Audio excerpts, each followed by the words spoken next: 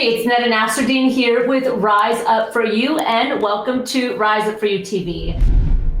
Today I'm going to be talking with you about the 3 steps needed in order to create great company culture. Now, if you're a leader, a CEO, or a business owner, you're going to want to watch this video because I'm going to share with you 3 practical strategies that are going to help you move from cosmetic to a company culture that's great, that's sustainable, that's going to help you scale and optimize your performance. Now, my team and I here at Rise Up For You, just a little bit about us, we're working with organizations and leaders around the world every single day. In the last year alone, we've touched over 14 industries, working with big pharma, big tech, food manufacturing, healthcare organizations. You name the industry, our team has been in the trenches having conversations with CEOs, executives, and leaders around the world about this very thing, about how to lead, how to create a positive company culture. My team and I have created a 3-step framework that is working absolutely beautiful within organizations, whether they're small or large corporations. I'm going to share with you those 3 steps today. Now, I first want to start by saying company culture has become a buzzword. I get it, I understand. I did a TED Talk on this 5 years ago, and more when I hear company culture, just like you, I'm thinking, oh my gosh, okay, what are they gonna say? But that doesn't change the fact that more and more every day, we still have the workforce that want to be a part of a company that feels good, that makes them feel good, and that's growing and developing them in a positive way. And so I'm going to break down these 3 steps, and I want you to ask yourself and assess yourself along the way, is my company on the right track? And if not, what can we do to shift it? Step number 1. Creating a positive company culture, we want to make sure that we have what we call the foundation, okay? So the foundation are all the things that really should happen when you first start your business. It's the values, it's the mission statement, it's the core and the make of who you are as an organization. And I'll be honest with you, we hear a lot of leaders and companies say, like, we've already done that. We already have our mission statement. We already have our values. We already know who we are. But having them on a poster or on a piece of paper or on your website does not mean that you've built a culture that is attached to those values and the mission statement. And that's what we want to look at. So the first thing I want you to think about are your values. If I were to go to your team right now and ask them what the top values of the organization are, would they be able to answer the question? And that's usually a very, very telling sign. The second thing I want you to ask yourself is, whatever values you do have as an organization, are they geared only towards the customer or the consumer? Or do the values also cross over into the team, right? Because oftentimes it is possible to have 2 sets of values. You can have a set of values when it comes to service and working with your consumers and clients, but then you can also have an set of internal principles and values that you have for your team. Now, the reality is that I would say, as a professional,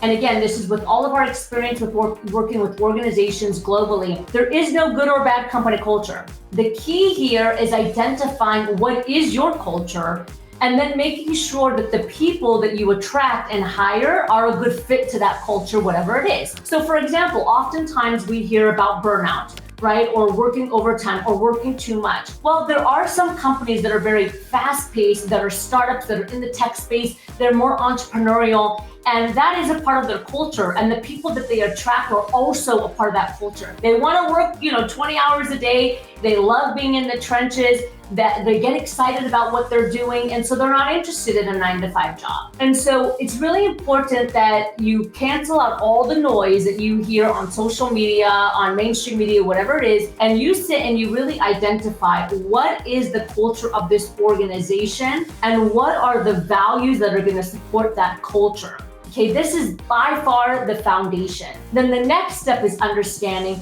how do we take those values and activate them on a day-to-day basis to make sure that the talent that we are attracting, the people that we are hiring, our leaders and our executive team are actually using those values and really pulling them into the company on a day-to-day basis. And this is going to be critical. This is the step that I see many organizations make a mistake with. And this is the step that if you can get right, your team will go from being here, mediocre, to being stallion. But you have to make sure you provide that clarity. I'll use myself as an example.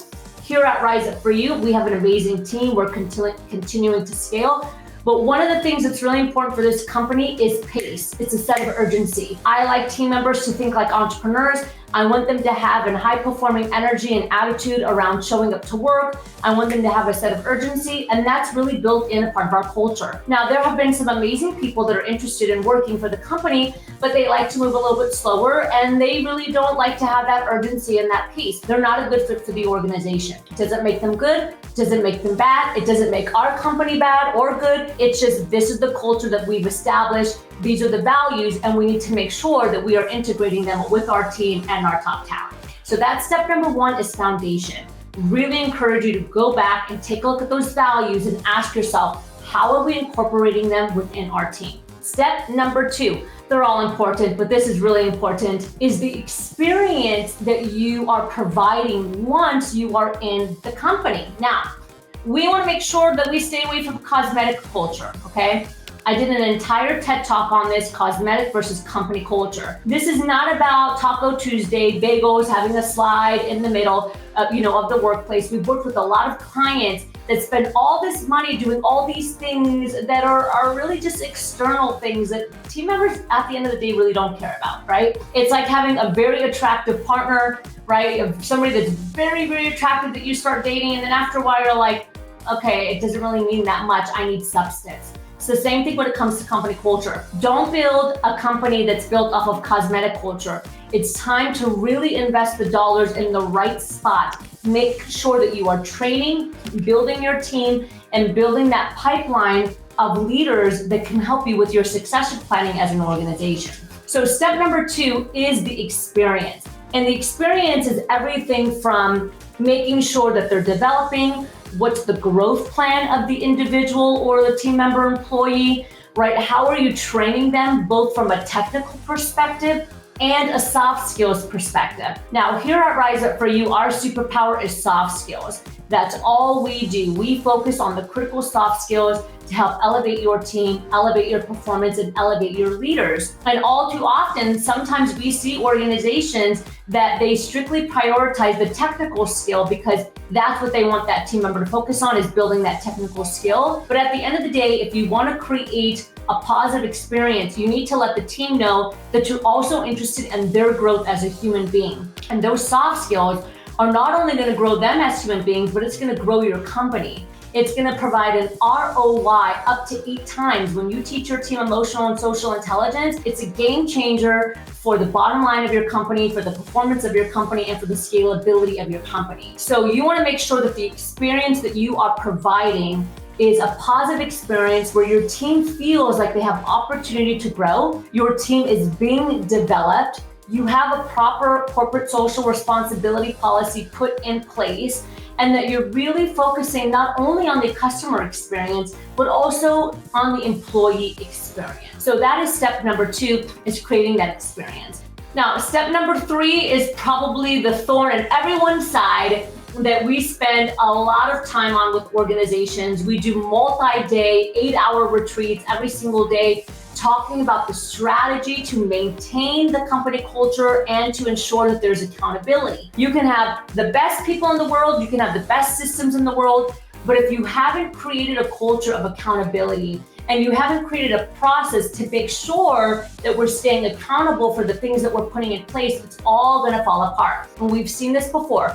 We've walked into organizations where they have told us transparently, we have spent thousands and thousands of dollars working on our company culture, and we got to start over. And the question I have is, well, why are we starting over? And it's like, well, we didn't pay attention to it. We scaled a lot the last couple of years. It kind of went to the back burner, and so they lost it. They didn't maintain it. They didn't put anybody in charge to stay accountable for it. And so it's really important, no matter what you do, even if it's not company culture, that we have a system that's put in place and that we teach our leaders, our executive team, everybody from the top to the bottom, to be accountable for the things that we've put in place and to create a process that is turnkey that we can continue to maintain. All 3 of these areas are going to be critical for building a phenomenal company culture that is sustainable, that makes sense for your organization and your team. Now, notice I didn't tell you what kind of culture you need to have, because again, every company is completely different,